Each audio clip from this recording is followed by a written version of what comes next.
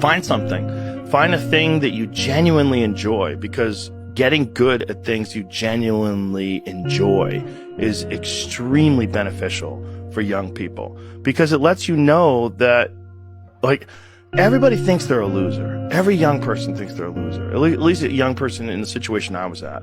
Like, I didn't know I wasn't a loser until I started winning, until I started doing martial arts.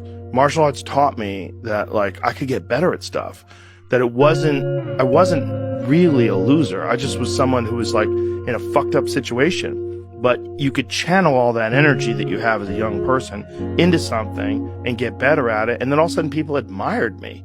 I was like, this is crazy. So I went from being someone who was incredibly insecure and basically a failure to someone who was really successful at this one thing that was very dangerous, that other people were scared of. And that gave me immense confidence, and also a real understanding of the direct correlation between hard work and success.